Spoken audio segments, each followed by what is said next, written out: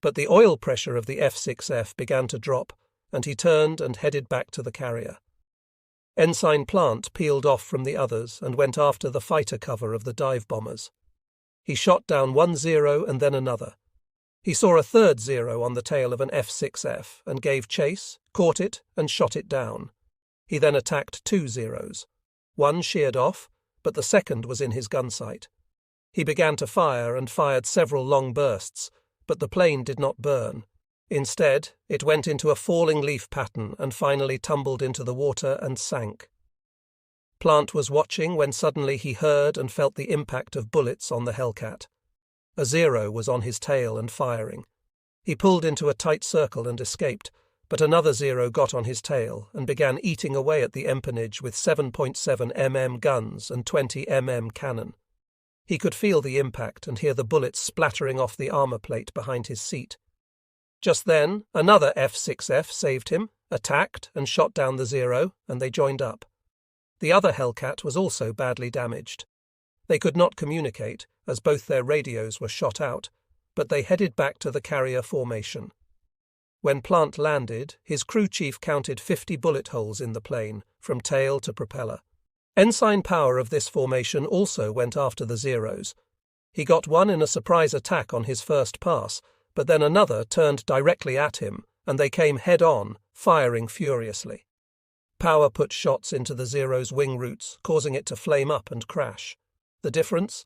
Power's plane was also hit in the wing root by a 20 mm shell, which threw off a piece of shrapnel that hit the pilot in the leg. He dove down to the water and turned back toward the carrier. Ensign Slack was flying above the formation to cover the others. He shot down a dive bomber and then got into a dogfight with two Zeros.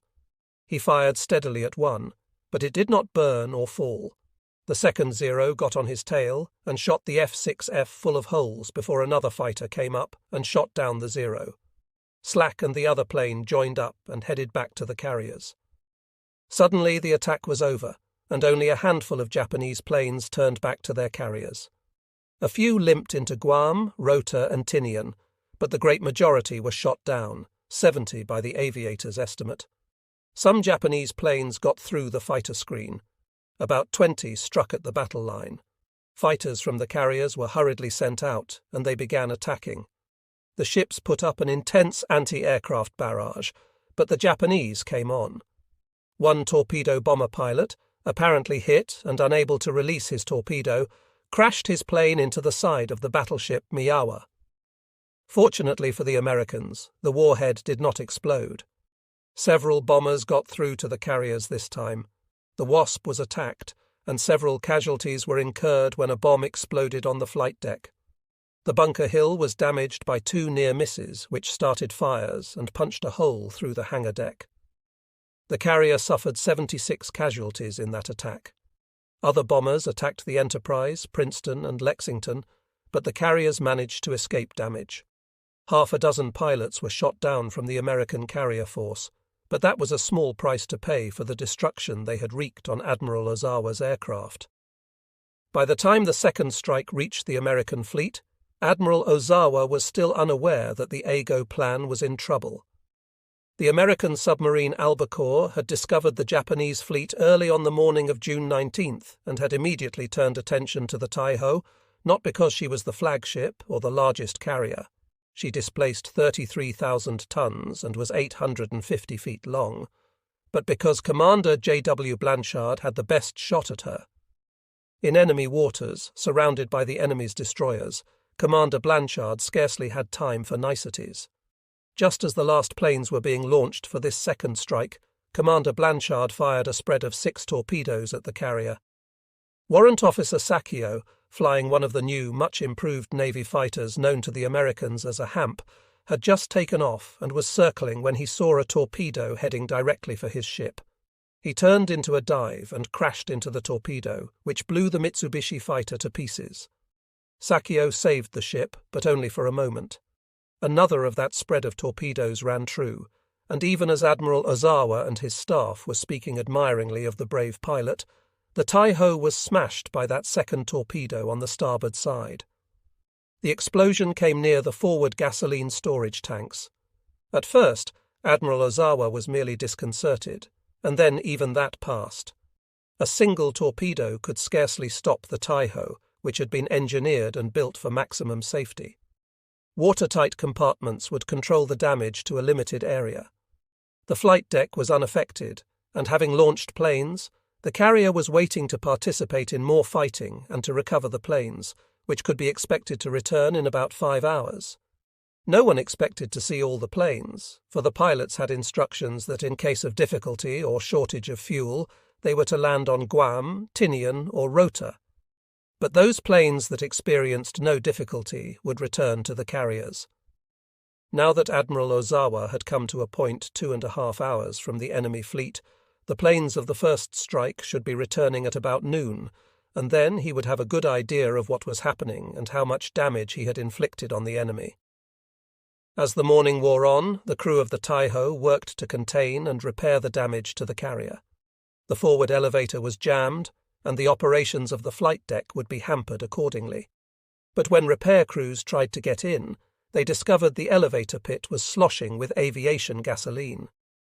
The concussion of the torpedo explosion had ruptured one of the gasoline storage tanks. Damage control crews tried to find the source of the leak, and others brought in pumps to clear the spilled gasoline and pump the damaged tank dry. The damage control officer decided that the best way to clear the gasoline fumes from the ship was to open all the ventilation on the ship and turn on all the power ducts to blow the fumes away. This was done, but the fumes seemed to linger. Instead of blowing away, the vapour crept through the ship. Admiral Ozawa did not notice any problem.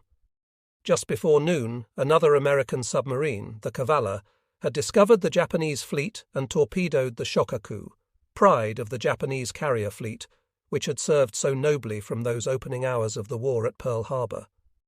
The Kavala's captain, Lieutenant Commander H.J. Kosler, launched 6 torpedoes, and 3 of them struck the carrier. So at noon, when the planes of the first strike should be returning, the Shokaku was fighting for her life. Admiral Ozawa and his staff kept consulting their watches and looking anxiously at the smoke streaming from the Shokaku. Why did they have no reports on the battle? They had one disturbing report from their own force of oilers, service ships, and protective destroyers. The planes of the second strike had passed directly over the ships, and the gunners had mistaken them for American. All the anti-aircraft guns had opened up, and 2 of the planes had been destroyed and 8 others damaged, so that they had to come back to the carriers. Ozawa counted. 18 planes of that second strike had failed to get past his own fleet perimeter, 10 shot full of holes, and 8 suffering from mechanical failures that should never have been allowed. And still, the radio was silent. The presentiment of a terrible disaster began to hang over the bridge of the Taiho. Shortly after noon, a handful of stragglers came limping back to Ozawa's 3 carriers of Division 1. None could land on the Shokaku. She was manoeuvring madly, and her decks were aflame. They could and did land on the Taiho and the undamaged Zuikaku. The story they had to tell, of being set upon by dozens of Hellcats before they found the American fleet, gave Admiral Ozawa part of the bad news, but not all of it. The pilots exaggerated wildly about their success. Hardly had the planes come in when, with an enormous explosion, the Shokaku blew up. Several of the destroyers were still searching for the 2 submarines, and the thunder of exploding depth charges had been heard all morning long. Both submarines survived the action. This explosion aboard the Shokaku sent flames hundreds of feet in the air, and was followed by more explosions. The ship began to list, she lost way, and finally she sank at 3 o'clock in the afternoon. By this time, Admiral Ozawa should have known that his second strike had also failed. There had been some damage. Anyone could expect that. The pilots came back telling of seeing their comrades zeroing in on American ships and sinking some. The reports were vague, but that was predictable. Too many pilots were still out. He must await their return to the carriers before they would be able to complete the picture. The planes from the third raid, launched at 10:15 from Carrier Division 2, also returned, a handful of them, but did not report failure. Then more began coming in, and finally 40 of the 47 that had flown off the decks of the Japanese carriers were accounted for, either returned or landed on one of the islands. They had met with no success. They too had been intercepted by swarms of hellcats before they could come up to the American fleet, but they did not indicate as much.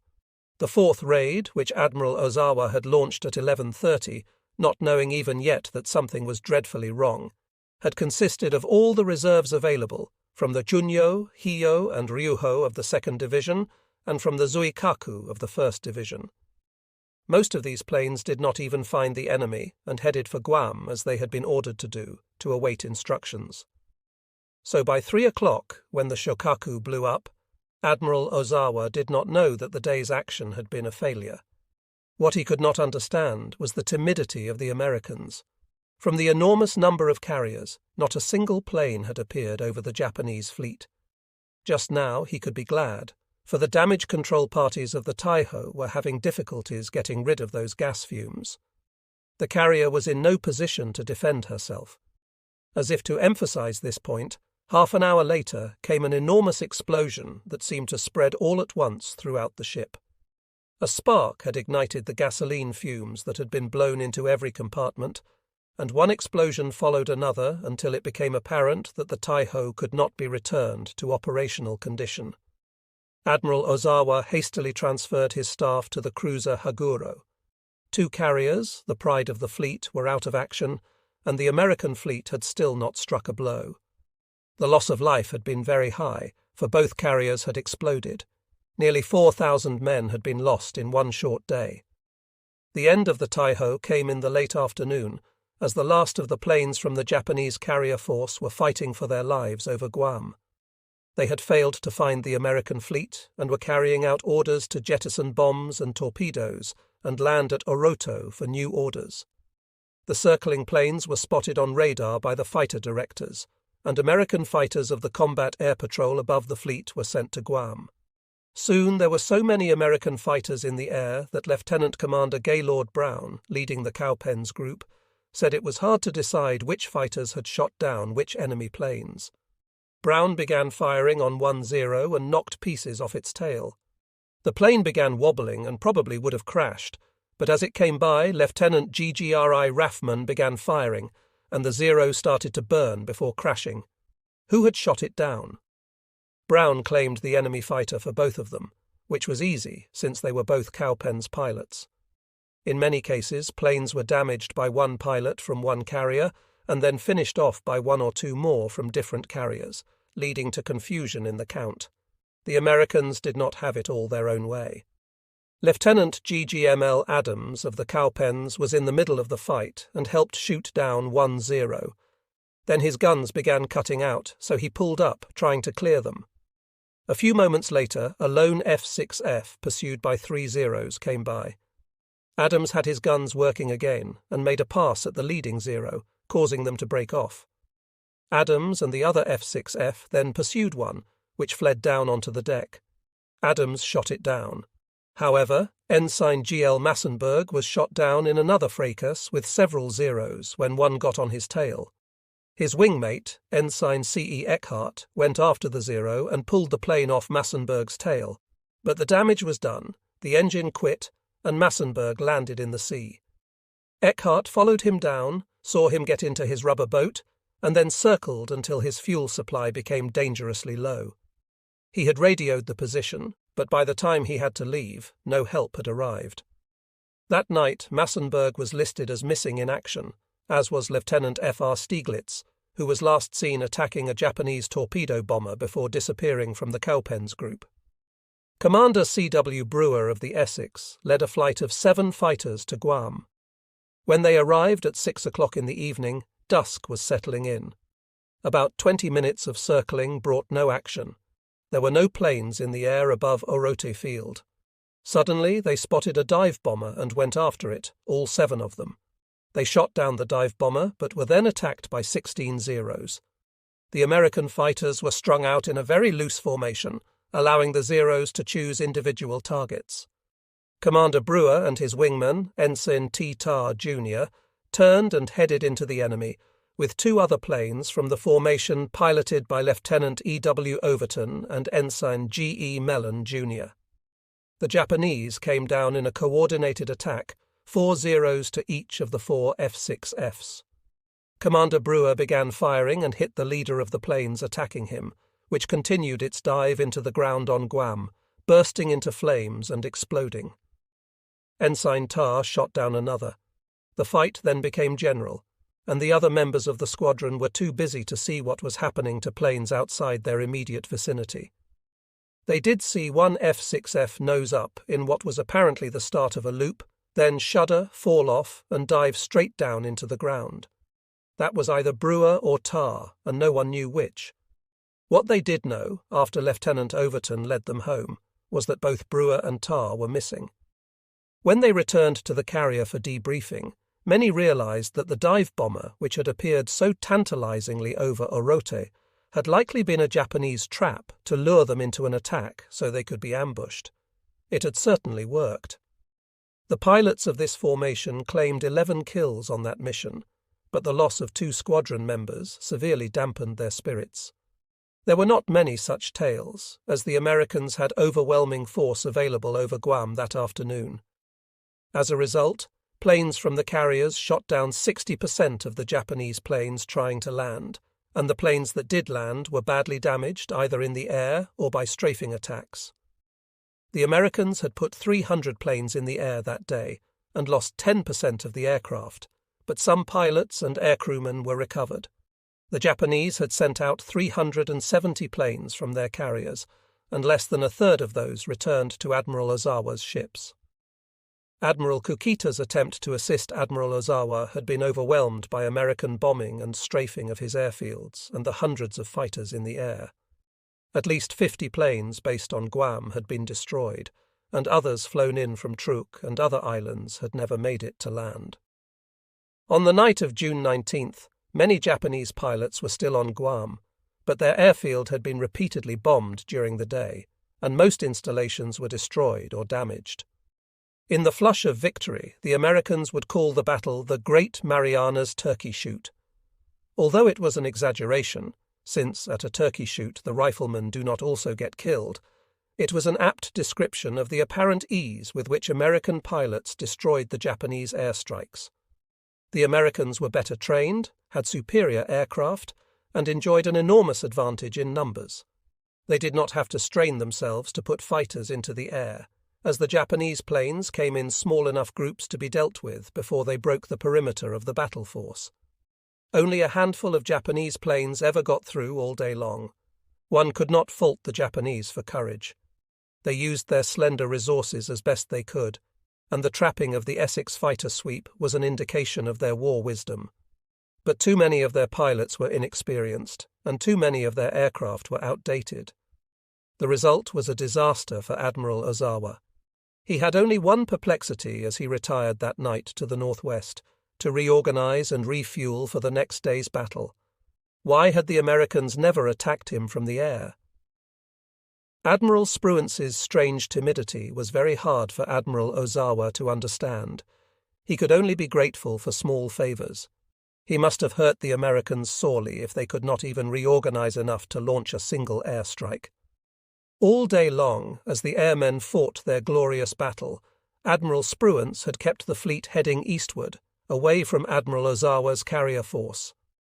When the issue was no longer in doubt, at 3 o'clock in the afternoon, Admiral Spruance decided to attack. It was far too late to do so, and the American fleet had moved within a few miles of Guam and Rota. Admiral Ozawa's force was completely out of range. The Americans had finished up the daylight hours of June 19th, in the belief that they had shot down or destroyed every aircraft in the Marianas. However, that night the Japanese began sending planes up from an airstrip near Agana. Spruance, as usual, was cautious and ordered night fighter sweeps. They produced results. Admiral Harrell's group was detached from Task Force 58 and assigned to watch the islands. Harrell had night fighters, which made several sweeps. At daylight on June 20th, they hit Guam again and found about 40 planes on the ground. These were strafed. The results appeared good, as enemy air activity in the Marianas was virtually stifled from that point on. The other 3 task groups of Task Force 58 spent the evening steaming into the wind, recovering their aircraft. Then, at 8 o'clock in the evening, Mitcher headed west, hoping to attack the Japanese fleet the next day. Admiral Spruance, although cautious, concurred that an attack was possible, but only if they could find the enemy, which was an area where the Americans had proved dismally inferior. Although submarines had sighted Ozawa's force numerous times in the past 72 hours, and 2 submarines had already crippled the carrier fleet by sinking 2 of Ozawa's finest ships, Task Force 58 still did not know where Ozawa was. The Japanese had turned northwest several hours before Mitcher turned west. Mitcher had to travel at cruising speed, about 23 knots, to save fuel in case they got into action the next day. Although he launched a search early on the morning of June 20th, it failed to find Ozawa. The American carrier planes flew out 325 miles, which was about their limit. Ozawa was nearly 100 miles farther to the northwest, fueling. Previously, Pearl Harbor's radio intelligence team had found the enemy, but now Ozawa had nothing more to say to Admiral Kukita, and he kept radio silence.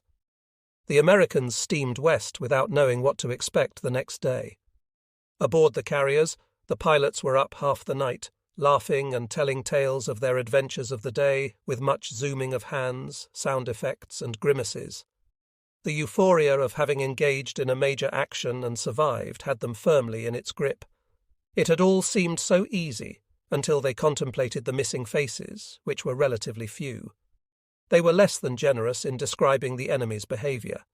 Most of the pilots felt the Japanese had not pressed home their attacks on the fleet as hard as they would have. On his bridge, Admiral Mitcher was torn between the desire to send planes out to search at night and the need to keep moving to a point where he could engage Ozawa. The weather was against the Americans. To launch planes for a search, a carrier would have to turn almost 180 degrees to get into the wind, meaning every carrier launching search planes would lose 40 miles in an hour as the fleet moved ahead. That 40 miles might make the difference between a carrier's capability to make an effective attack and its inability to send a force out far enough to fight. By this time in the war, the Americans had brought night fighters into the fleet. The carriers had 24 of them, but they were distributed among the carriers, which meant several carriers would have to turn away to launch. Besides, with all the pressure on the land-based Air Force to conduct a search, Mitcher expected Admiral Hoover's planes to find the enemy for him, but they did not. Nor did the submarines come to the rescue, as Admiral Ozawa was both skillful and lucky in avoiding detection. By noon on June 20th, the prospects of locating the enemy seemed poor. Several officers on Mitcher's staff predicted that they would find the Japanese long gone, headed for home. Mitcher was persuaded to launch a search of a group of fighters equipped with belly tanks. They went out 475 miles, but never came closer than 150 miles from the Japanese. Twice during the period from midnight to noon, Mitcher had been within striking range of Ozawa by accident, but had not known it. Although Ozawa had lost 2 carriers and had only the most fragmentary reports on the air battle of the previous day, he had no hesitation about pursuing the attack. He had only 100 planes left in his carrier fleet, which would give any commander pause, but he was not counting that way. He had no knowledge of the complete disaster in the Marianas. The Japanese had counted for so long on the effectiveness of the shuttle strategy that it did not occur to Ozawa that it might have failed. So he said, if he had 100 planes, there must be 300 or 400 on the airfields of Guam and Rota, preparing to attack in the morning. That night, even if Ozawa had been willing to forget radio silence, he probably would not have learned much. The cruiser Haguro was not a command ship, and was not equipped with the elaborate communications establishment an admiral needed. Aboard the remaining carriers, the air intelligence officers interviewed pilots and got exaggerated answers. Some pilots claimed to have seen carriers sinking, and one said he saw 6 covered with smoke. They spoke of shooting down many Grummons, as they called the F-6F. But on June 20th in Tokyo, Admiral Toyoda began to assemble intelligence reports from various points, and he realized that the attack of June 19th had failed completely. The sinking of the carriers Taiho and Shokaku were serious matters.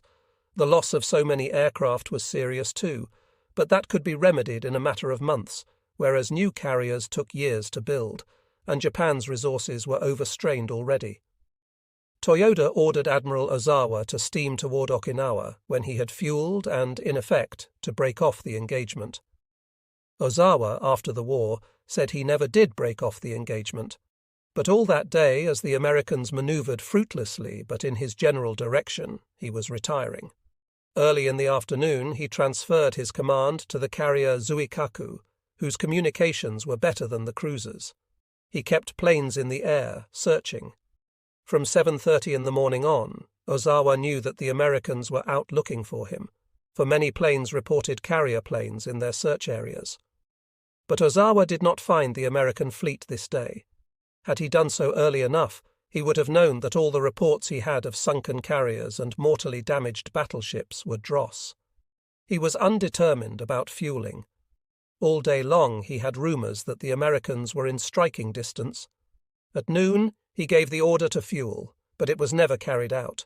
The priorities of ships were mixed up, and the tankers never seemed to get together with the warships.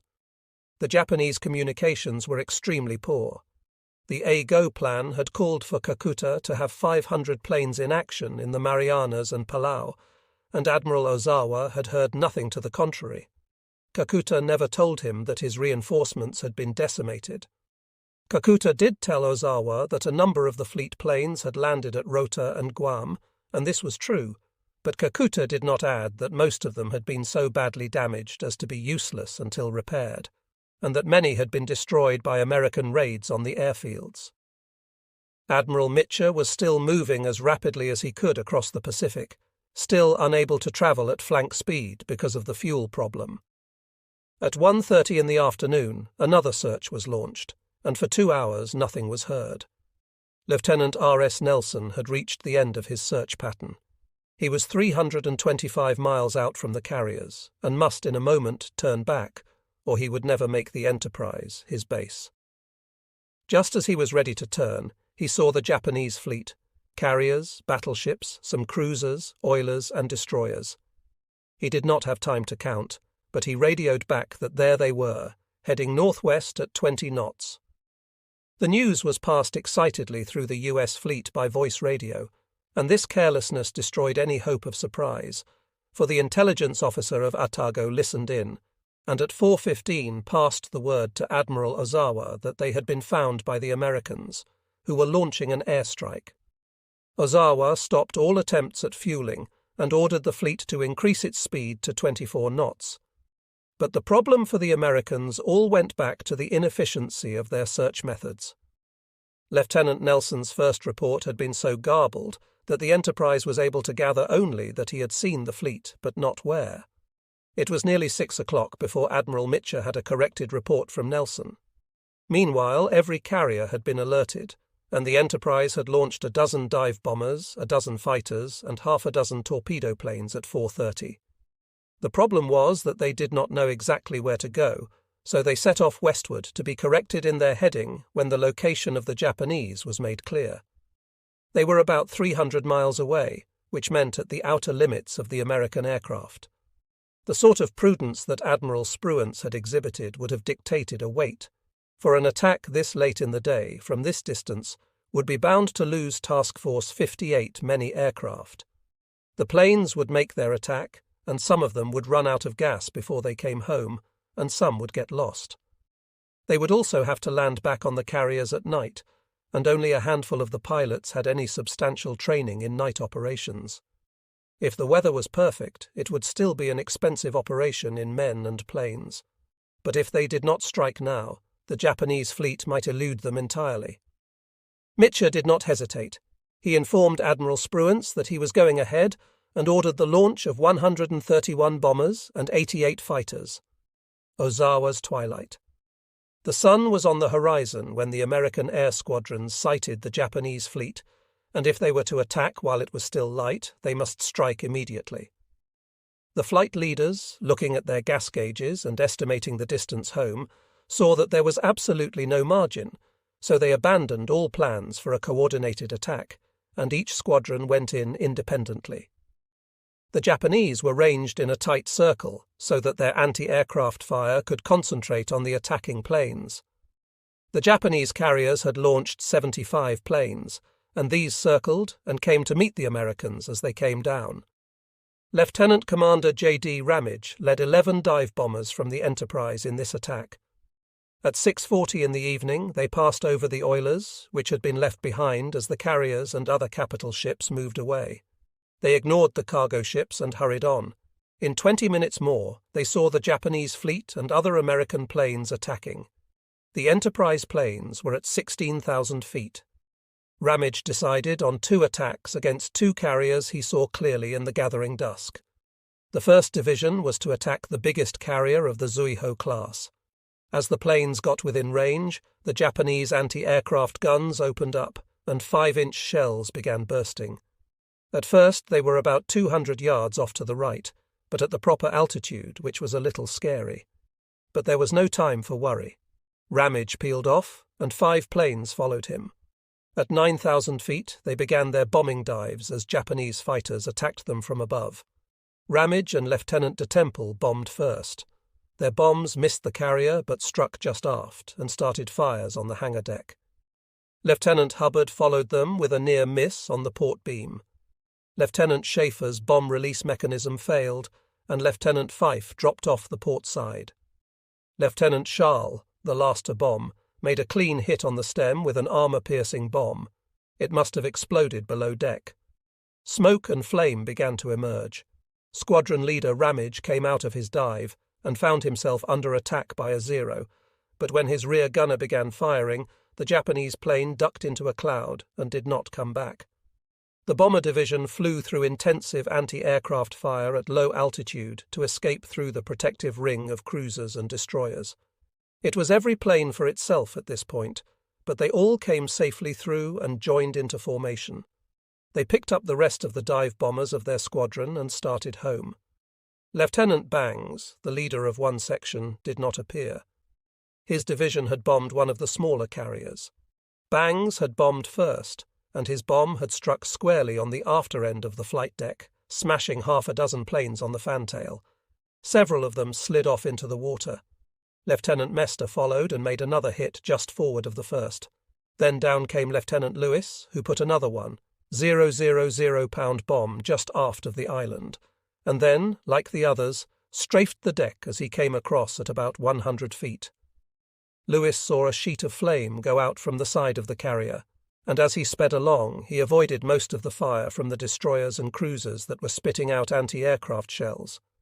As they gained altitude and looked back, the pilots could see the small carrier dead in the water, but they had time for just a quick look, for Bangs and Mester were jumped by a group of Zeros. One came in close and put a 20 cannon hole in the wing of the dive bomber, and 20 machine gun bullets into the nacelle. Bangs felt the shuddering, but the plane continued to fly, and his rear gunner drove off the attack. The final section of the Enterprise's dive bombers found a 3rd carrier of the Zuiho class and dropped on it, but the bombs were all near misses.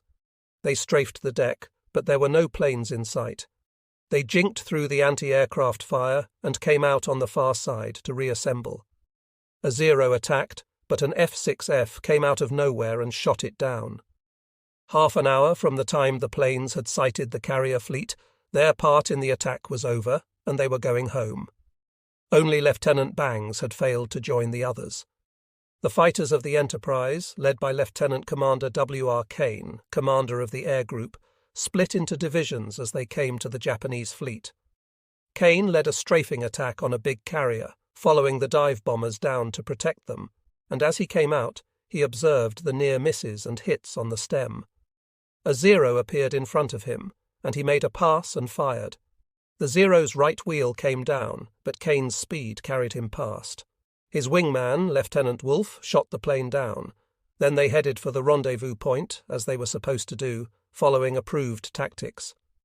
The job of the fighters had been to bring the bombers to the enemy, and now was to get the bombers home again.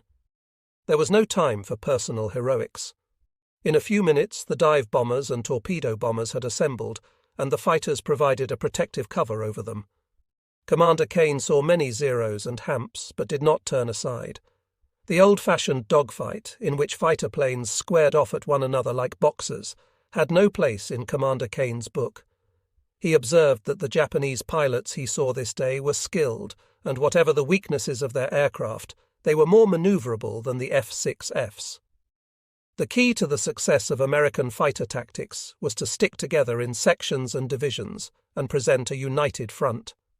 The Japanese fighters, about 20 of them, followed the American planes away from the fleet for a time. But every time a Zero or a Hamp peeled off for an attack, one or two Hellcats turned straight toward him, and the Japanese veered off against that firepower. Among the other planes they were escorting were the torpedo bombers of the Enterprise's torpedo squadron. There were only 5 of these planes involved in the attack, for most of the squadron had been engaged all day long in a fruitless air search for the enemy until Lieutenant Nelson had finally made contact that afternoon.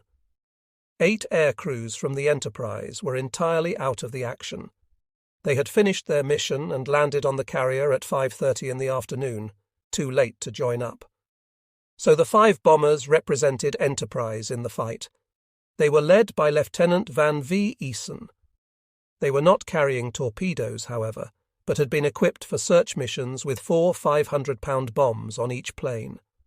There had been no time to unload the bombs and load torpedoes if the bombers wanted to participate in the late afternoon attack. Commander W. Martin, the skipper of the squadron, held back from this mission for a potentially more dangerous one. He proposed to lead a second strike, a low-level night attack on the Japanese fleet. When the torpedo planes arrived on the scene with the rest of the VC-10 contingent, they turned to attack the Zuikaku.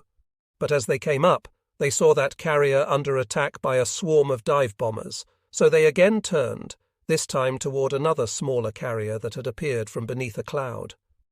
They began diving at 12,000 feet and pulled out at 3,000 and 4,000 feet, releasing their bombs. This was the same carrier that the Enterprise dive bombers attacked. The torpedo planes secured 3 hits forward, with one set of bombs going off to starboard and the next-to-last bomber dropping just off the port beam. The carrier they bombed was the Ryuho, and the American pilots' estimates of damage were no more reliable than the estimates of damage to the American fleet delivered by Japanese airmen. The Ryuho was hit in this attack, but she did not even have to go into port for repairs. The damage was so slight. 4 torpedo bombers from the carrier Belleau Wood took off at 4:20 and soon joined up with a group of Yorktown. When they sighted the 3 sections of the Japanese fleet, they were flying at 12,000 feet. The first group, off to the south, consisted of the oilers and protective destroyers. Lieutenant J.G.G. George Brown, who was leading the Belleau Wood pilots, ignored this small game. He also decided against attacking the second group, although he could see 2 small carriers and several battleships. But the third group, which contained the biggest carrier, attracted his attention. The Yorktown commander turned down the alley between the 2 groups and then headed toward the Zuikaku, the biggest fish of all. But Lieutenant Brown then broke away and led his 3 other torpedo-laden bombers to the second group. He had seen fighters and dive bombers already attacking the biggest carrier, and nobody was attacking the 2 small carriers. For a time, as they made their diving approach, the Japanese fleet was obscured by clouds, but they broke out and found the 2 carriers. 3 of the torpedo bombers had managed to stay together, but Ensign W.D. Luton's TBF had wandered and was approaching from another angle. The anti-aircraft guns opened on the 3 planes as they approached the perimeter, and they spread out. Lieutenant Brown approaching from the port bow, Lieutenant J.G. B.C. Tate on the starboard bow, and Lieutenant J.G. W.R. Omark on the starboard quarter. As Brown began his final run, the torpedo bomber was hit hard by anti-aircraft fire. One section of the left wing fell off. Several shells entered the fuselage and started a fire. The port wing tank blazed and filled the radioman's and gunner's compartments with smoke. Both bailed out and landed in the water, where they became spectators for what was to happen. Lieutenant Brown bored on in despite the fire in the plane. The carrier maneuvered to avoid the attack and turned into the oncoming bomber. Brown launched his torpedo against the port side, but as the carrier turned, it struck the starboard bow. Brown pulled out and away, and as he turned, the wind blew the fire out. Lieutenant Tate came in next to drop, but his torpedo missed the target. He flew off to head homeward. Lieutenant Omark's torpedo ran true and struck the carrier about a quarter of the distance back from the bow. As the torpedo bombers retired, they came under attack by Japanese fighters. Lieutenant Tate's TBF had been severely damaged by anti-aircraft fire. The top part of the joystick had been shot away, so he could not fire his wing guns. The turret gun jammed, so his defences against fighters were almost nil. 2 Zeros moved in, one on each side. 1 Zero made a pass, and Tate turned directly into him as if ready to open fire. The Zero turned away. The second Zero tried the same manoeuvre, and Tate made the same bluff. The second Zero also turned away. Tate escaped by flying into a cloud. Shortly afterward, he saw a TBF flying very low and wobbling. He went down. It was Lieutenant Brown. Tate led him back toward the ship, but Brown's plane kept wobbling and dropping, as if he was badly hurt. Finally, Tate lost him and flew on. Lieutenant Omark pulled out of his bombing run and was almost immediately attacked by 2 Japanese dive bombers and a Zero fighter. But Omark's turret gunner, aircraft machinist's mate J.E. Prince, put a burst into one of the dive bombers, which went off into a cloud, and radioman R.B. Ranes fired on the approaching Zero and hit it, so that the fighter also veered away. Omark then headed for the carrier without further attack. Just before dark, he came upon a wobbly TBF flying close to the water. He dropped down to investigate. It was Lieutenant Brown, bleeding badly and apparently in worse shape than Tate had believed. The plane was blackened and torn by the fire, and the left wing was shaky. Omark tried to lead Brown with him, but the TBF wandered away. Its lights were gone, so Omark lost it in the gloom. Ensign Luton's TBF was hit by anti-aircraft fire so hard that he could not close the bomb bay doors after releasing the torpedo. Another plane joined him, and together they flew back toward the carriers. But Luton wondered if he would make it. The open bomb bay doors added to the plane's drag, and that meant higher fuel consumption. Behind them, the torpedo bombers of the Belleau Wood left 2 men in the water, machinist's mate Babcock and radioman Platz. They were nearly run down by a Japanese battleship, which was manoeuvring to escape attack. They floated in the water, wondering what was going to happen to them. The darkness came down, the American attack ended, and the sea was silent, except for the death throes of the Hiyo, the carrier the Belleau Woods planes had torpedoed. She had flamed immediately, and fires broke out all along her length. After dark, she was like a great torch, lighting up the sky. Smoke settled around her so she could barely be seen from the aircrewman's vantage point. Then came an enormous explosion, so strong it must have been a fuel tank or a magazine. It was followed by another explosion and another, each of them sending new fireworks high into the night above the carrier. By this time, the rest of the fleet was gone, save one destroyer, which stood by to take off crew members and watch the end. The Japanese searchlight played around the water, looking for heads, but did not come as far as the Americans, who could hardly have been eager to be rescued by the Japanese if there was any alternative. At the moment, an alternative seemed more than a little dim, but they were not forced to any decisions as they rode in their Mae Wests in the water. The Hiyo was down by the bow, the last time the 2 Americans saw her, with her propellers clearly visible, sticking up at an angle above the water. Then the smoke, the clouds, and the darkness intervened, and they did not see her again. The destroyer stood by for many hours, sweeping in a circle, looking for survivors. Then the destroyer too left the scene, and the quiet was complete. The Hornet sent 14 dive bombers against the Japanese fleet. The Lexington sent 15 dive bombers and 6 torpedo bombers.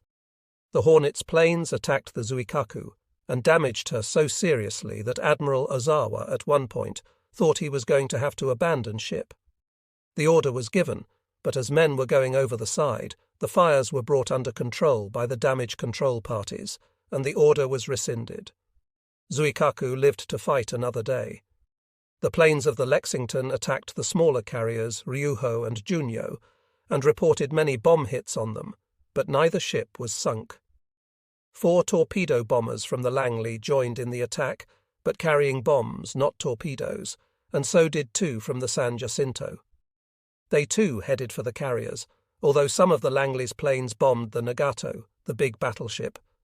The whole action lasted only about 20 minutes. At the end of it, the Americans had sunk 1 carrier and damaged 3, the Chiyoda, Junyo, and Ryuho. They had damaged a battleship and a cruiser and sunk 2 oilers. The damage would have been much greater, and the American victory much more spectacular, had Admiral Mitcher been prepared to launch torpedo-laden bombers. But for 2 days those bombers had been making search missions, and no one had expected that the Japanese fleet would be encountered under such difficult conditions, late in the day, at extreme range, with no time for rearming. As it was, Admiral Ozawa knew he was defeated, and he headed for Okinawa as soon as he had recovered the handful of aircraft remaining to him. Of the 100 planes available that afternoon, half had been lost in action, deck crashes on landing at night and water landings. The A-Go plan had begun with high hopes for victory. It had ended in numbing defeat. Late on the afternoon of June 21st, Admiral Mitcher had asked Admiral Spruance to release the battleships and cruisers to make a night attack on the Japanese fleet. With his characteristic conservatism, Spruance had refused, and the American battle line remained harnessed, with no chance to strike the enemy. The Japanese were far less timid. Admiral Ozawa had instructed Admiral Kurita, his battleship commander, to seek a night engagement, and at dark, Kurita began charging toward the Americans. He launched 10 reconnaissance planes to find the American fleet and steamed ahead toward battle. But at 11 o'clock that night, Admiral Ozawa recalled Kurita and ordered him to turn about and follow the carriers back to Japan. Thus, a major confrontation of big warships was avoided. Mitcher had wanted to finish the job and put the Japanese fleet out of action. He could have done so, given a different fleet commander. But Spruance was content to have destroyed the threat to the Marianas' invasion forces, and by dark it was all over. As the strike ended, Mitcher cancelled all plans for another attack. It was too late. The enemy was retiring, and he still had the wind working against him. In order to recover planes, he had to steam directly away from them and away from the Japanese. The irony was that the planes, coming from the end of their range, were all short of gas, and a mile or 2 might mean the difference between a carrier landing and a splash in the sea. But there was absolutely nothing to be done about it. The wind that day had all been with the Japanese. The returning planes were to be brought in by radio beams, and about 100 miles out they began to pick them up. But knowing where the carrier was and making it back to deck were 2 different matters that night. Darkness had set in before 8 o'clock. The sky was overcast, which hampered the pilots more. Halfway back to the carriers, the planes began to ditch. The first to go down were those that had suffered damage in the fight, particularly those that had lost a wing tank or had gas tanks punctured. An hour after dark, the planes began to arrive over the carriers. But then the confusion began. Some pilots, unused to making night landings, ploughed their planes into the barriers and fouled the decks. This was the situation that faced Commander Ramage and his dive bombers when they arrived over the Enterprise. They were ready to land, but they got a wave off from the landing signal officer. The deck was fouled, and they could not land. The planes had to find other carriers to take them, because they could not last very long with their gas supply almost gone. Ramage and the others did find alternative carriers, except for one. Lieutenant Bangs did not have enough gas to wait around. He came in on the Enterprise in the landing pattern, got a wave off, and before he could find another carrier, he ran out of gas. He ditched not far from his ship. When the plane went in, Bangs hit his head on the gun sight and split his forehead open. But he did not black out and escaped the sinking plane. He was in the water for 30 minutes before being picked up by a destroyer. His head was patched up with 6 stitches, and the next day he was delivered safe and nearly sound to the carrier. Most of the Enterprise fighters were fortunate. A dozen of them had flown out under Commander Kane's supervision, and 11 of them landed safely aboard various carriers. Ensign J.I. Turner joined up with several other fighters after the strafing dives, and they ran into a pair of Zeros, which started shooting. One Zero attacked Ensign Turner's plane, and the bullets severed an oil line. In a few seconds, the windshield was spattered, and the cockpit was dripping in oil. Turner dove for the water, stayed down, and flew about 30 miles toward the American task force before ditching. He got out of the plane without trouble, inflated his Mae West and the rubber raft kept under his seat, and waited. The 5 torpedo bombers of the Enterprise had trouble. When they returned, Lieutenant Eason ran out of gas near the fleet and ditched. He and his crewmen were rescued by the USS Cogswell.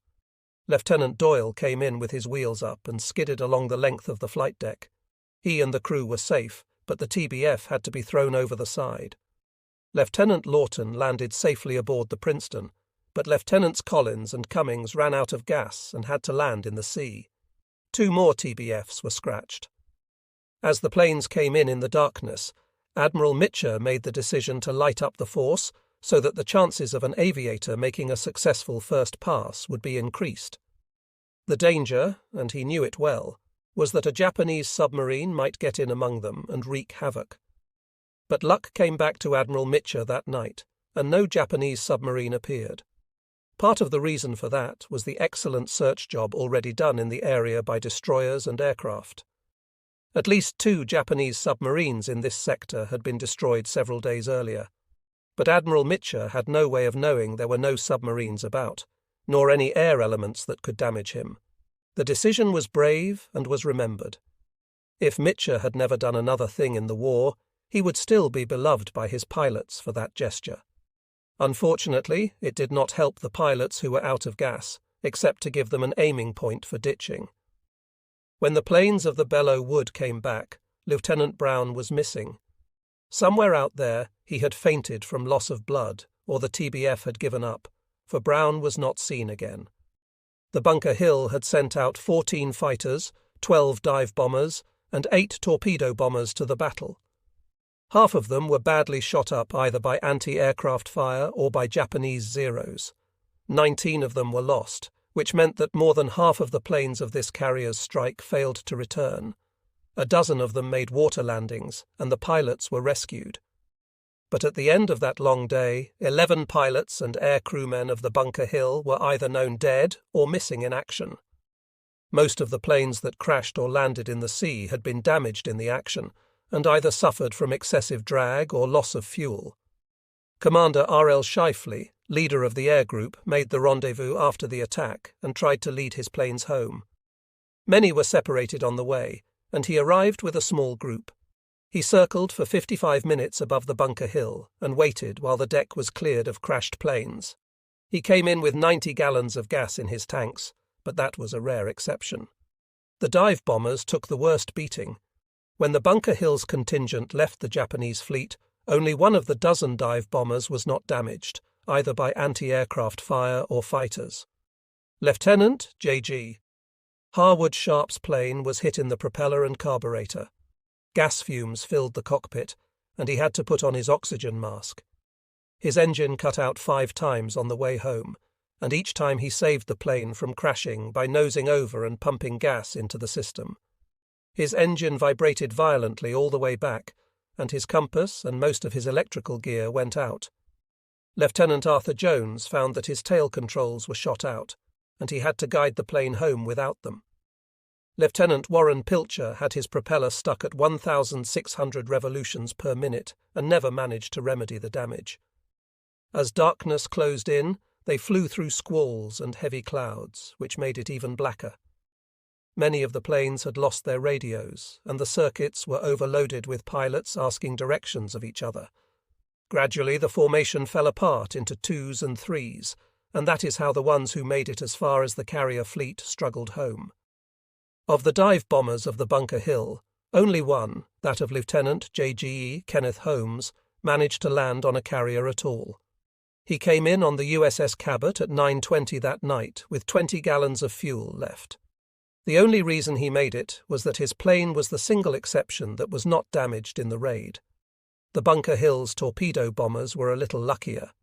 3 of them managed to land on other carriers, although one, Lieutenant Lecompte's, landed on Enterprise with a bump. When the plane had stopped and the crew got out, an Airedale, plane handler, took a reading on the gas tank. It registered 0. Not one TBF from the Bunker Hill got back to its carrier that night. 4 of them landed in the sea, and one crew of 3 parachuted rather than chance a water landing. Lieutenant J.G. Mason made 4 passes at the Bunker Hill and 3 at the Wasp before his gas gave out and he had to ditch. There were just too many crashes aboard. 12 of the Bunker Hill's fighters managed to land on carriers, 9 of them on their own. The 13th was seen to crash into the water just short of the carrier and explode. The pilot was not recovered. The other carrier pilots had almost the same experiences. The fighters, with their wing tanks, seemed best equipped for the long haul home. The dive bombers, carrying heavy loads and without adequate gas supply, had the worst time of it. Hornet's 13 dive bombers were nearly wiped out. 8 made water landings, and 3 crashed into the barrier on landing and were destroyed. Battle damage and fuel exhaustion were the causes, and they were not so serious for the fighters. The Bataan, for example, launched 10 fighters only for the strike, and all but 1 returned safely and landed aboard their own carrier. The fouling of the Bunker Hill's decks, and those of most of the other troubled carriers, was a direct result of the fuel shortage and general confusion of the recovery that night. At 8 o'clock, the carrier's Combat Information Center reported contact with a large number of planes heading toward the task force. The normal precautions were taken, but everyone aboard expected it was the returning strike. Just before 8:30, Captain Jeter turned the carrier into the wind, and she was ready to land planes. 20 minutes later, a dive bomber from the Hornet started an approach.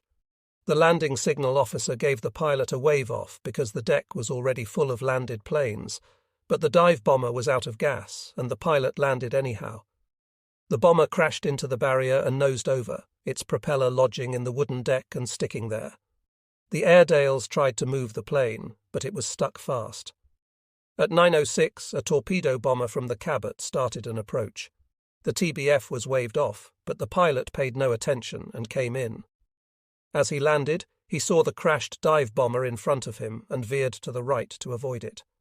This maneuver caused the torpedo bomber to hit a gun mount with its right wing.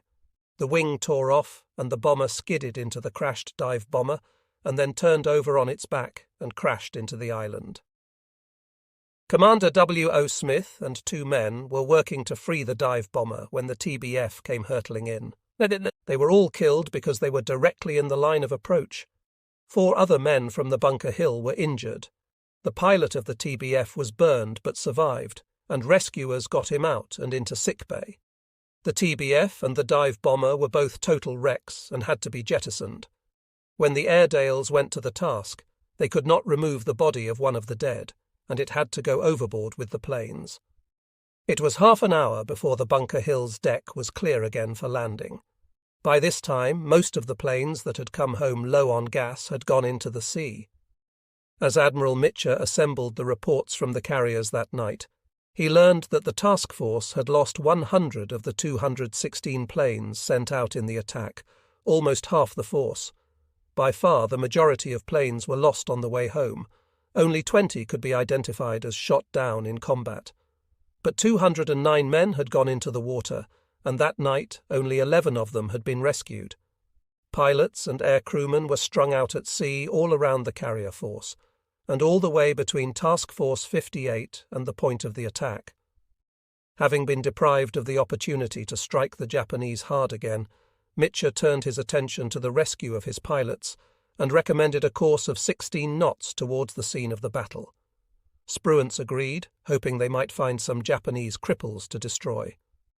His intelligence reports showed 2 carriers sunk in the attack, and 2 others damaged, 1 battleship damaged, 1 cruiser damaged, 1 destroyer sunk and 2 damaged, and 3 oilers sunk and 2 others damaged. So there might indeed be cripples, if his intelligence had been accurate, which it was not by far. That night, patrol planes based on Saipan started searching for the Japanese fleet and made contact 325 miles out. But at 16 knots, Task Force 58 would not catch the fleet. Just before 6 o'clock in the morning, Mitcher launched another strike toward the reported position and course of the Japanese, and a search at the same time. The strike found nothing. The search planes, carrying extra fuel tanks and no bombs, did make contact with the enemy, which was heading toward Japan at 20 knots. But the force consisted of battleships and destroyers. Farther ahead, they found 3 small carriers, but they did not find any more. All this led Spruance to believe the attack had been far more successful than it was, for Ozawa had preserved 6 of his 9 carriers. But since the American searches throughout the engagement had been so sketchy, Spruance really never knew the size and components of the force he faced. Spruance took the Indianapolis to join the fast battleships, which steamed ahead of the carriers, accompanied by the carriers Bunker Hill and Wasp for protection. They sped along all day, but found no cripples, and finally turned back towards Saipan when they were 550 miles from the Philippines. He arrived back off Saipan's shore on June 23rd, just in time to step into a hornet's nest. On the morning of June 16th, D-1, it was apparent that at Saipan there had been some serious miscalculations about Japanese defences on the part of the American High Command. The plan had called for the seizure of a line along the foothills a mile behind the beach from the northern edge of attack, about 2 miles south of Garapan, to Agingan Point at the southern end of the island. That was to be accomplished the first day. The second day, the Marines were to capture Aslito airfield on the southern end of the island and drive clear across to Majicien Bay on the eastern shore. But the plan had not allowed for the extremely effective use to which General Saito put his artillery, or the excellent disposition and aim of the Japanese mortars which blanketed the beaches. As important as all that, at the end of the first day, prisoners and documents indicated that the Americans were facing a force perhaps twice as large as the one they had expected to meet here. As the landings began, Admiral Turner had been jaunty. He predicted that the objectives would be taken and Saipan would collapse in a week. He told Admiral Spruance he thought it was feasible to launch the Guam invasion on June 18th. But by the morning of June 16th, all had changed. Admiral Spruance had the word that Ozawa was out looking for him with the Japanese fleet, and Admiral Turner and General Holland Smith had the bad news that their troops had not managed to get farther than halfway to their objectives on that first day. There would be no Guam invasion on June 18th. The 27th Army Division, which had been established as the Saipan Reserve, and which Holland Smith distrusted intensely, would now have to be committed to the battle, and the Guam invasion force would be kept as a further reserve for Saipan in case the battle continued to go badly. Those decisions made, and arrangements completed for the protection of the invasion force by more cruisers and destroyers from the fleet, Admiral Spruance sailed off in the Indianapolis to join Admiral Mitcher, and Admiral Turner and General Smith prepared to get on with the battle. On the morning of June 16th, the 6th Marines were busy mopping up after the Japanese counterattack of the night before. There were many little pockets of Japanese resistance behind the American lines, stragglers who had not been able to get back to the ridge. It was a question of finding the Japanese in their holes and flushing them out with grenades and flamethrowers. Very few of the enemy survived in this sector. The 8th Marines and the 23rd Marines were also moving slowly. They linked up at Charankanoa Pier that morning, closing a gap that had been worrisome. But the Japanese artillery fire in this area was extremely effective. Troops moved into positions that were screened from the ridges. The Japanese had no aircraft in the air. Yet as soon as a troop concentration was established, the Japanese shells began coming in. It was nearly a week before the Marines discovered that the enemy had placed a soldier in the tall smokestack of the Charankanoa sugar refinery, which had survived the naval bombardment, and the soldier was directing the fire of the guns. But on the 16th, the troops moved to the edge of Lake Susupe and stopped there. More artillery was landed all along the beaches, and more troops came in. Early on the morning of the 16th, General Schmidt had the 4th Marine Division moving in the south. Agingan Point was captured, and troops of the 25th Marines managed to reach a point half a mile from Aslito airfield.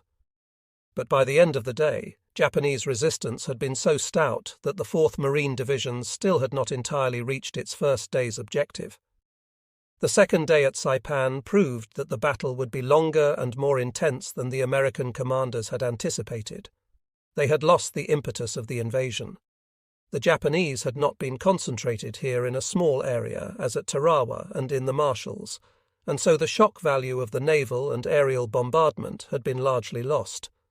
The Japanese ability to stop the Americans at the ridgeline on the first day had encouraged the defenders, and their resistance was more fierce and effective on June 16th.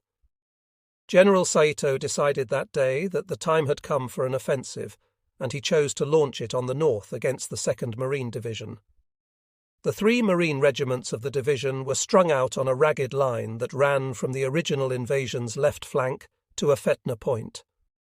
During the daylight hours of June 16th, the fighting was minimal, with most of the active troops engaged in mopping-up operations that removed the enemy from within their perimeter.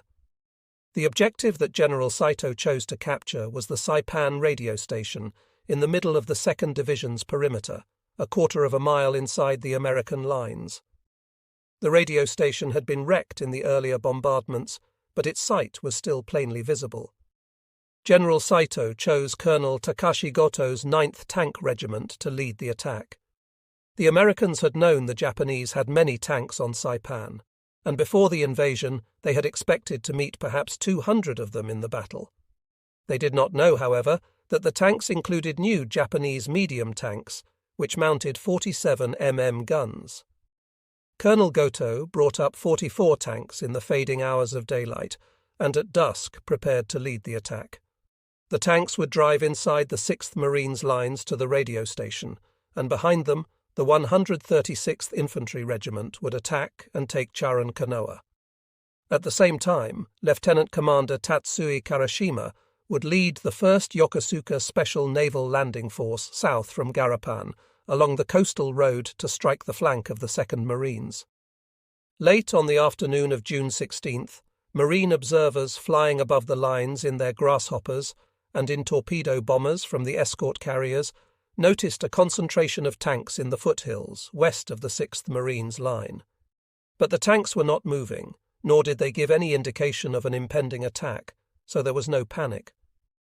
The observers passed the word of the tank concentration to the ground troops, and the 6th Marines took note of the fact that they might have to face tanks soon. Lieutenant Colonel William K. Jones of the 6th Regiment's 1st Battalion made sure that he had Marine tanks in the area, just in case. At 3:30 on the morning of June 17th, the Marines in their foxholes on the perimeter of the 1st Battalion were roused by the almost simultaneous starting up of a number of heavy engines in a valley behind the ridgeline. They could not see what was occurring and called for star shells over the area. The guns provided the light, and Jones called for the Sherman tanks that had been moved up behind the line. The noise grew louder, and 10 minutes later the star shells illuminated the first of the Japanese tanks as it rumbled around a corner of the ridge and bumped down toward the Marine lines. The first tank was followed by others, and the Marines could see Japanese soldiers of the 136th Infantry clinging to the sides of the tanks as they came. Besides the Sherman tanks, Battalion Commander Jones had several self-propelled 75 mm guns, 37 mm anti-tank guns, a number of bazookas and grenade launchers, and the usual complement of machine guns. All these began firing as the Japanese tanks came into the regiment's sector. Above, the star shells lit the battlefield. On the ground, the air was alive with tracer and lead. A Japanese tank was hit and set afire. In the smoky light, the Marines could see another behind it and one alongside. For an hour the battle raged, with Japanese tanks overrunning the American positions, then being stopped by gunfire from front and rear. One tank after another was disabled. The Japanese infantrymen coming behind to consolidate the positions found themselves in the midst of the Marines, but without the tank support that was supposed to make their task easier. They dropped to the ground and began firing their rifles. The Marines responded, and the din grew. In the north, Lieutenant Commander Karashima's Special Landing Force was to coordinate with this attack, which spilled over into the right flank of the 2nd Marines and hit the 2nd from the other side. But Karashima was slow arriving, and when he came, there was no brave frontal attack along the road to split the Marines and join up with the troops of the 136th. Perhaps Karashima could tell what was happening on the other side, for his troops never committed themselves. They held back and attacked the 2nd's flank with mortars, but there was no infantry drive. Lieutenant Colonel Jones could be thankful for that. He had his hands full with the Japanese tank attack, and it could have split the regiment and isolated the Marines north of the radio station had it succeeded. By 5:30, it was apparent that the Japanese attack had been blunted. By 6 o'clock, the surviving tanks were turning and heading back toward the ridgeline and their valley.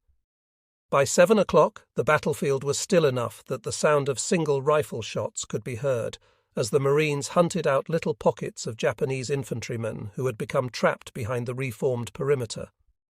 24 Japanese tanks lay smouldering in the sand and brush. The 9th Tank Regiment's striking force had been all but wiped out.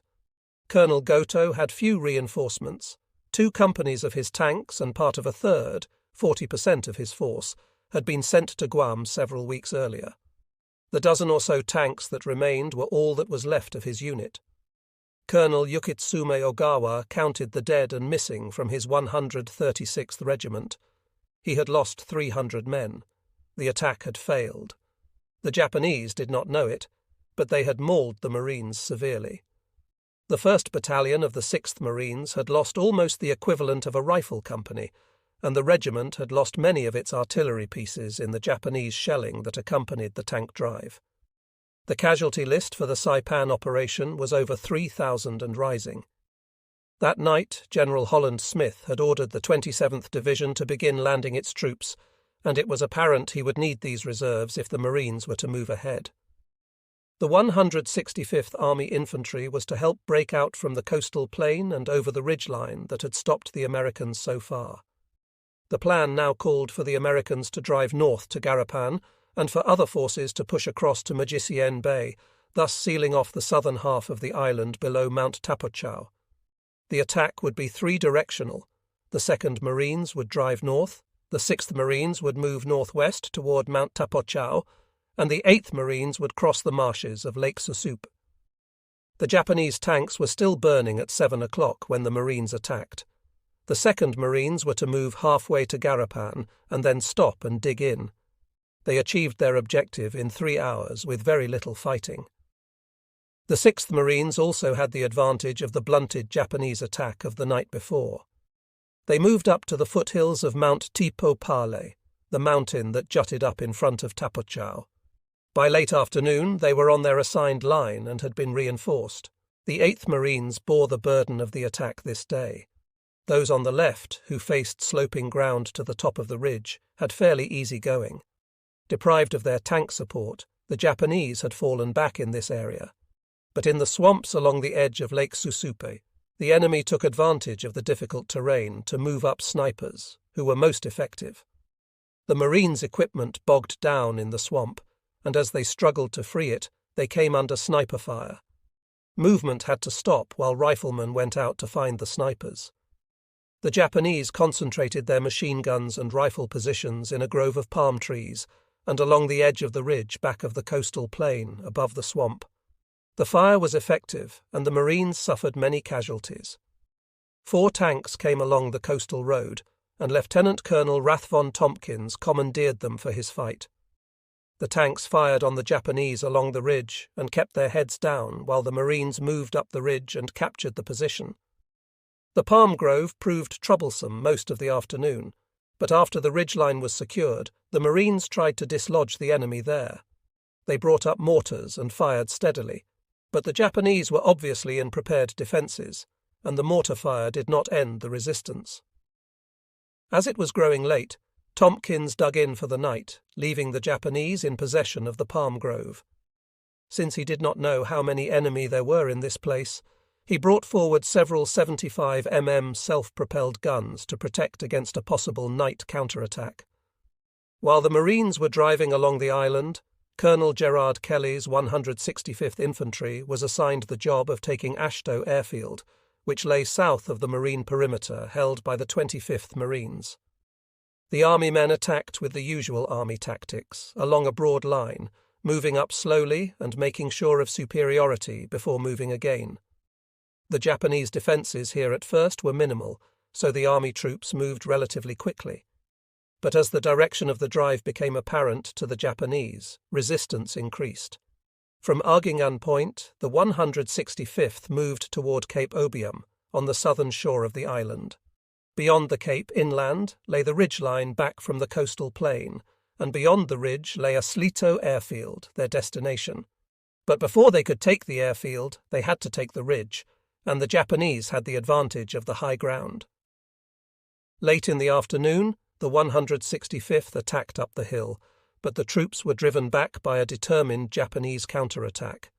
On the north, another battalion of the 165th had moved within a few yards of the Aslito runways, but with its right flank pushed back, the regiment halted for the night and dug in, along a broad if wavering front. North of the 165th, Colonel Batchelder's 25th Marines attacked in marine fashion, which was to strike like an arrow for an objective. The differences in techniques could be seen very clearly in this action. The 25th Marines moved forward in a column to a point 1,500 yards from their jump-off position, taking the ridge beyond the airfield and securing the north end from Japanese reinforcement. Batchelder discovered late in the afternoon that the Japanese had abandoned the airfield, and he informed Colonel Kelly. But the army, which might have occupied the airfield and straightened up the perimeter, refused to move. The 165th had a good defensive position for the night and did not want to sacrifice it. Thus, the Marines were out on a limb with a gap between their ridgeline and the army back along the west side of the airfield. Directly north of the 25th Marines were the men of the 24th, who had faced strong opposition from the Japanese all day and some complications of their own. Japanese artillery at Nafutan Point had proved very troublesome, installing the advance that was supposed to take the 24th about midway along the north-south axis of the island. They were supposed to hit and dig in. On their left, the 23rd Marines had an even more difficult time on the 17th. A group of soldiers from the well-trained Japanese 47th Independent Mixed Brigade held the position they were supposed to take. They held it all day, in spite of repeated attacks. They were well entrenched, and they had a 3-inch gun and several 40mm guns. But the worst difficulty of the day came from the Marines' own lines. At about 3 o'clock in the afternoon, one unit of the 23rd called for help. The help proved to be quite sophisticated, coming from one of the new provisional rocket detachments, which was equipped with heavy trucks on which rocket launchers were mounted. The rocket launchers came up and fired a wave of 4.5-inch missiles at the enemy. But the missiles were wrongly aimed, and they struck in the middle of the 2nd Battalion of the 24th Marines, causing 20 casualties. It seemed hardly fair to have to face fire from behind as well as from the front, but the Marines rallied and went on. A few yards farther along they saw their objective, the ridgeline ahead. They moved, and as they did so, from the face of a cliff came a shattering fire from machine guns and rifles. The ground on which the Marines were moving was open land, with coral just beneath the surface. There was no way to dig a foxhole in this stuff, and they were trapped. There was only one answer: retreat, and they did until they found a point where they could dig in. The advance that day, of a little more than a mile, had cost the battalion 57 casualties as compared to the 72 casualties suffered by the whole 165th Regiment in the same day's fighting. As evening came and dusk descended on Saipan, the Japanese made their first effort to support Admiral Ozawa's Eigo plan in the air. Half a dozen planes from Truk flew toward Saipan to attack the invasion forces. They found the transports containing the invasion reserves, later destined for Guam, and attacked them. The transports and their destroyers shot down 3 of the bombers, but one torpedo bomber got through and its torpedo hit an LCI, causing 20 casualties. In terms of the Japanese effort involved, it was a waste of a torpedo, although to the men of the ship it was a deadly matter. The LCI was taken in tow but sank before it could reach port. It was the only casualty of the transports in the raid. A much larger force from Yap attacked later that evening. The combat air patrols from the escort carriers shot down a number of the planes, but several bombers and torpedo planes got through to the carriers, which were operating as a group off the Saipan shore. The Fanshawe Bay was hit by a bomb that exploded below the flight deck, starting fires and killing and wounding a number of men. The fires were controlled, but the Fanshawe Bay could not operate, so she headed back to Eniwetok for repairs. The Coral Sea took several near misses, and so did the Gambia Bay. For most of the men of these ships, this was the first action. They comported themselves very well. There was a certain amount of confusion in the air, and some shooting by American ships at American planes, but a number of the Japanese bombers were destroyed by fighters, and several by the gun crews of the carriers. With the usual aviator ebullience, the Japanese pilots returned to base talking of their exploits. They identified the carriers, but confused them with the big fleet carriers of Admiral Mitcher's force. There was quite a difference. A fleet carrier, such as the Yorktown, carried 86 fighters and bombers. An escort carrier of the Kaiser class, which most of these were, carried about 30 planes. This improper identification cheered the Japanese commanders and was partly responsible for Admiral Kurita's erroneous reports to Admiral Ozawa. On the night of June 17th, General Saito regrouped his forces for the defence. Apparently he expected a counter-invasion from nearby Tinian, for the Ashto airfield garrison had moved to Nafutan Point, which was virtually surrounded by the Americans. The majority of the Japanese troops, however, fell back to a line that ran from Garapan down along the ridge line to Mount Tapotchau, and then to the eastern shore of the island. The Japanese still occupied 2/3 of the island then, and abandoned the southern third to the invaders. The territory they held was far more rugged than anything the Americans had yet encountered, ideally suited for defence. The difficulties that lay ahead were concealed on the morning of June 18th, however, by the ease with which the Americans were able to advance. The Army's 165th Regimental Combat Team took Aslito Airfield without trouble. The Marines moved swiftly across the island to Magicienne Bay. General Holland Smith had moved his headquarters ashore to Charankanoa on the night of June 17th, and so had General Ralph Smith of the 27th Infantry Division. The decision of Admiral Spruance to leave the invasion force had its first repercussions this day on the land battle. The 105th Army Infantry landed, but it was discovered that its supply train had been loaded aboard other transports, which had sailed by Admiral Spruance's order away from the beach to minimize the danger of Japanese aerial attack. So the troops were ashore, but their equipment was not. Colonel Leonard Bishop did the best he could. He sent his men to round up and repair Japanese trucks, and they ran them for a week. But because the regiment's supplies were missing, General Holland Smith kept them at the rear of the 4th Marine Division to guard against an enemy counterattack. On the morning of June 18th, it was apparent that the fate of the Saipan garrison was already determined, unless General Saito could receive troop support from Guam or some other island. Colonel Robert Hogaboom, the operations officer on General Holland Smith's staff, reported that the Japanese defences were weakening.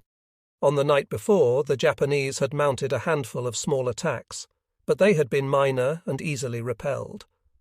The most serious threat had been an attempt to send about 30 landing barges from Tanapag to land behind the Marines, but the Navy had been alert to this, and about half the barges were sunk by destroyers and gunboats, and a few by marine artillery from the beach.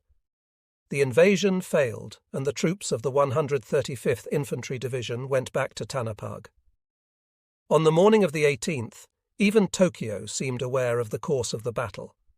Premier Hideki Tojo sent a message to General Saito on Saipan to inspire the troops, but the inspiration consisted of a plea to do their duty and die for the Emperor. It was hardly a victory message. General Saito's response was even more indicative of the state of affairs on the Japanese side of the lines. "By becoming the bulwark of the Pacific with 10,000 deaths, we hope to requite imperial favour," he radioed. Imperial favour they would have, but it would be lavished on them at the Yasukuni shrine where the military heroes of the nation were revered. General Saito knew that he would never need another promotion. The abandonment of Aslito Airfield meant that within a few days the Americans would be able to operate land-based aircraft there, and that meant disaster. Already the Seabees were ashore, plugging the bomb craters in the runways and salvaging buildings and equipment. The ease with which Marine and Army troops moved on the morning of June 18th was comforting, but it did not last. The moment they came to the ridgeline, they found the Japanese dug in and waiting. The 8th Marines captured their coconut grove below the ridge, which had been largely abandoned, but when they got past that point, they were stalled. The 23rd and 24th Marines moved forward to the ridge, but could not get over it, and at nightfall had to move back to find defensive positions. The Marines also moved to the shore of Magicienne Bay, thus isolating the Nafutan Point garrison completely. The Japanese mounted only one action that day. 2 tanks came down from the ridgeline and moved along the American perimeter, firing, but when the artillery began shooting at them, they prudently retired. A sample of the coming pattern was given to the Marines on the east coast. The 24th Marines came to a cliff that was dotted with caves full of Japanese defenders. There was no way to make a sweep. The Japanese had to be routed cave by cave. The job was given to the 25th Marines, the 4th Division Reserve, and they spent the whole day at it. The demolition men brought up satchel charges. The flamethrowers were broken out, and each cave was scoured. Some caves were too deep to clear, and these were blasted so that the entrances were sealed, and the Japanese left to a particularly unpleasant death. The Marines had been critical of the 165th Army Regiment's failure to take Aslito airfield when it was discovered to be deserted on the evening of June 16th. These frictions continued and were multiplied. Colonel Kelly did not know whether he was to continue to report to General Schmidt, the 4th Marines commander who had directed operations on that first day, or to General Ralph Smith, his own divisional commander, who had landed and set up a command post. Kelly telephoned 4th Marine Division headquarters, but did not get a definitive answer. He spoke to General Ralph Smith, who indicated that, of course, the 165th would now come back under Army command. After conferring with Ralph Smith, Colonel Kelly attacked the Japanese along the ridgeline in his sector, without orders from the 4th Marines. Since the Japanese had already written off the whole area, the attack was easily successful, so little was said, but General Schmidt did not like Army colonels taking action in his command zone without orders. As night fell on June 18th, the matter of command was still not resolved. That night, General Saito elaborated on his defense plans. Seeing the work of the Seabees at Aslito Airfield, he ordered the forward units to make a series of infiltration attacks, not to capture the airfield, which he knew he could not hold, but to destroy installations and prevent the Americans from using the field. He was still hoping for reinforcement. The AGO plan promised that, and as the Japanese fleet came forth searching for the Americans, Imperial General Headquarters sent messages of inspiration and hope. The great Japanese naval victory in a day or two would change everything. But at the 31st Army's intelligence section, the Japanese officers began burning their code books and papers that referred to defense of other areas of the Inner Empire. "You will hold Saipan," said one exuberant message from Tokyo. "If Saipan is lost, air raids on Tokyo will take place often, therefore you will hold." Obviously, there was some very intelligent observation going on in Tokyo, although obfuscated by the growing need to phrase every message of despair in euphemisms. The going for the Americans had slowed down. General Holland Smith wanted those transports back off the beaches with their precious loads of ammunition and supply before he launched any major attack. Admiral Turner, told that supplies on the beach were running low, said that he had his orders and the transports were held back, except for those carrying supplies General Smith said were needed desperately and would be unloaded immediately. The Marines, seeing the transports leave and not come back, began to feel as they had at Guadalcanal, when Admiral Turner's supply ships had been forced to sail away, leaving them stranded because of Japanese air and sea control of the island in the first days of the American invasion. So while the Marines and the Army did move on the 19th, they did not move far. On the night of June 19th, 20, the Japanese began their harassing attacks. A unit of about 75 soldiers moved forward on the positions of the 24th Marines, attacked the perimeter, fought for a time, and then retreated.